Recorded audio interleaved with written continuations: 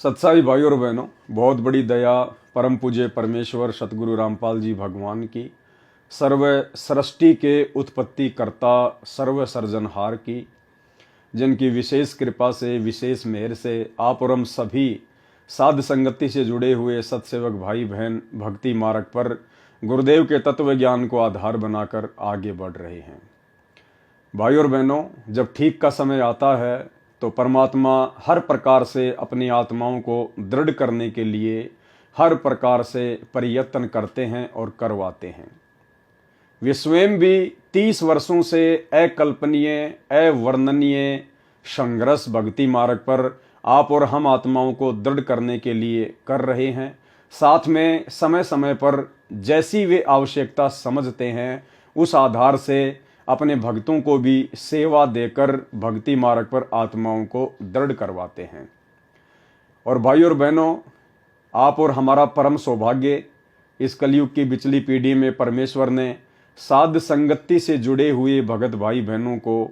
अन्य आत्माओं तक संदेश पहुंचाने के लिए निमित्त बनाया है। भाई और बहनों, वर्तमान में जिस प्रकार सतगुरु रामपाल जी परमेश्वर जी ने अपने तत्व ज्ञान को मक्खन की तरह निकालकर आप और हमारे सामने रख दिया है, ये कोई सामान्य बात नहीं है। इसके पीछे यदि हम गुरुदेव भगवान के संघर्ष की ओर एक नज़र डालें तो हम लोग सोचने पर मजबूर हो जाएंगे। जिस प्रकार एक व्यक्ति मक्खन प्राप्त करने के लिए सबसे पहले वो नौकरी करता है, मजदूरी करता है, उसके बाद उसे चंद रुपए प्राप्त होते हैं, उसके बाद वो एक भैंस लेकर आता है,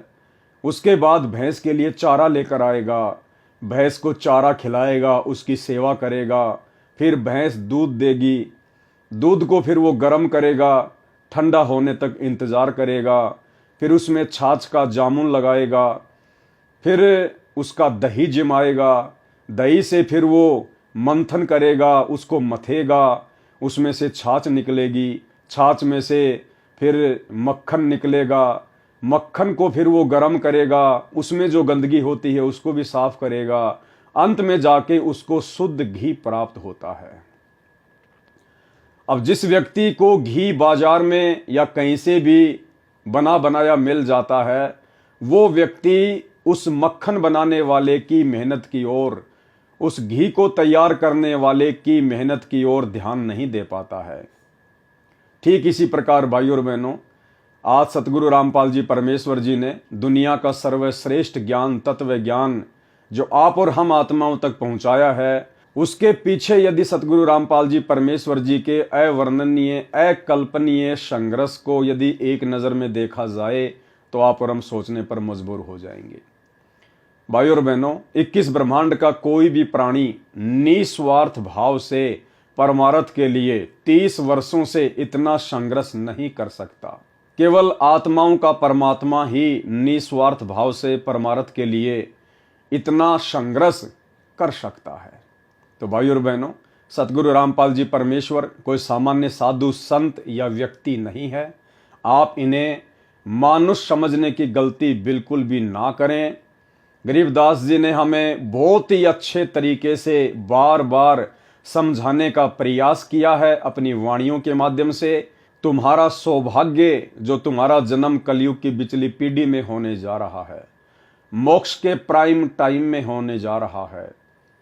और उस समय तुम लोग बिल्कुल भी गलती मत कर देना सतगुरु को पहचानने में। जो सतगुरु आज मुझे छुड़ानी के खेतों में आकर मिला है जिंदा महात्मा के रूप में सतलोक से, कबीर परमात्मा, वही सतगुरु आगे चलकर दिल्ली मंडल में आएगा तुम आत्माओं के लिए। सतगुरु दिल्ली मंडल आयसी, सूती धरणी सूम जगाईसी। भाई और बहनों, गरीबदास जी का वही सतगुरु कबीर परमात्मा आज 8 सितंबर 1951 से गांव धनाना, जिला सोनीपत, हरियाणा, भारतवर्ष की पवित्र भूमि पर प्रकट है आप और हम आत्माओं के आत्म कल्याण के लिए। तो भाई और बहनों, अब हमने सतगुरु को पहचानने में बिल्कुल भी भूल नहीं करनी है, अन्यथा गरीबदास जी महाराज जी की वाणी हम पर लागू हो जाएगी कि गुरु मानुष कर जानते वो नर कहिए अंध, ओवें दुखी संसार में आ गए यम के फंद। कबीरा ते नर अंध हैं जो गुरु को कहते और हरि के रूठे ठोर हैं, गुरु रूठे नहीं ठोर। तो साध संगति से जुड़े हुए भाई बहनों का तो परम सौभाग्य, जिन्होंने आज मानुष चोले में सतलोक से आए हुए कबीर परमात्मा को, जो कि सतगुरु की भूमिका निभा रहे हैं, उन्हीं के आशीर्वाद से उन्हें पहचान लिया है और अपने गुरु को ही परमात्मा मानकर उसी भाव से उनके प्रति समर्पित हैं और अटूट श्रद्धा के साथ अपनी भक्ति कर रहे हैं। हमारी भक्ति और आगे कैसे बढ़े, हमारी श्रद्धा गुरुदेव के चरणों में और आगे कैसे बढ़े, उसके लिए परमात्मा ने बहुत सारे अन्य यत्न भी किए हैं और उन प्रयत्नों में एक प्रयत्न है उनके कर कमलों से लिखित पुस्तकें। बहुत सारी पुस्तकों के ऊपर वीडियो बन चुके हैं। वर्तमान में हम परम पूज्य परमेश्वर सतगुरु रामपाल जी के कर कमल से लिखित पवित्र पुस्तक कबीर सागर के सरलार्थ के ऊपर वीडियो बना रहे हैं और इसी श्रृंखला में आज हमारा ये दूसरे नंबर का वीडियो है।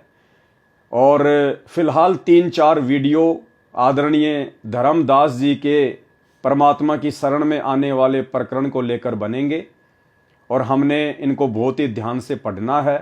क्योंकि परमेश्वर के कर कमल से लिखित वाणियों को पढ़ने से सुनने से भी हम पुण्य के भागी बनते हैं। तो भाई और बहनों, पिछले वीडियो में आपने देखा किस प्रकार से कबीर परमेश्वर सतगुरु रामपाल जी भगवान ने अपनी प्यारी आत्मा धर्मदास जी को मथुरा में जाकर जिंदा बाबा का रूप बनाकर ज्ञान समझाने का प्रयास किया। बीच बीच में परमात्मा ने उन्हें झटके दिए, अंतर ध्यान भी हुए, धर्मदास के अंदर वो तड़प पैदा की परमात्मा ने। फिर परमेश्वर उन्हें वापस मिलते हैं, थोड़ा थोड़ा ज्ञान समझाते हैं और जैसे ही काल प्रेरणा से धर्मदास जी परमात्मा से अड़ियल तरीके से बातें करते हैं, उसी समय परमात्मा अंतर ध्यान हो जाते हैं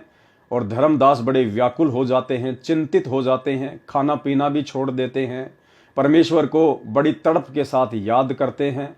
तो दयालु परमेश्वर फिर आकर उन्हें मिलते हैं और उन्हें आगे का ज्ञान बताते हैं। उसके बाद धर्मदास जी के मन में जरा सा डर था, जरा सा भय था कि यदि मैंने कहीं मेरे पहले वाले गुरु श्री रूपदास जी को त्याग दिया, कहीं वे नाराज ना हो जाएं। थोड़ा लोक लाज में थे। तो जिंदा बाबा के रूप में सतगुरु रामपाल जी परमेश्वर जी ने अर्थात कबीर भगवान ने कहा कि धर्मदास जी, यदि आपके मन में और कोई शंका हो, कोई संदेह हो कि आपके पहले वाले गुरुदेव ज्ञानी हैं या उनके पास में पूर्ण मोक्ष मार्ग है, तो आप पहले उनके पास जाकर आगे की अपनी शंकाओं का समाधान करवा लीजिए। मैंने आपको गीता जी से जो जो बातें बताई हैं, आप अपने गुरुदेव से पूछ लीजिए। यदि वो उनको सही सही तरीके से बता देते हैं और उससे भी आगे का ज्ञान बता देते हैं, तो बेशक आप अपने गुरु रूपदास की शरण में रह के भक्ति कीजिए। अगर आपने मेरे से उपदेश लेना है तो आपने पहले वाले गुरु को बिल्कुल त्यागना पड़ेगा। आप उनका आदर सत्कार कर सकते हैं, घर पर आए तो भोजन करवा सकते हैं, लेकिन आपने उनके चरण नहीं लेने हैं, आपने उनको पूज्य भाव से नहीं लेना है, अन्यथा आप जी पतिव्रता पद से नीचे गिर जाओगे। तो उसके बाद फिर धर्मदास अपने गुरु रूपदास जी के पास में जाते हैं कि अगर उनके पास में आगे का ज्ञान होगा तो बहुत अच्छी बात है, अन्यथा आज मैं अपने गुरुदेव से हाथ जोड़कर और आगे के ज्ञान के लिए अन्य को अपना सतगुरु धारण करने की विनती करूंगा।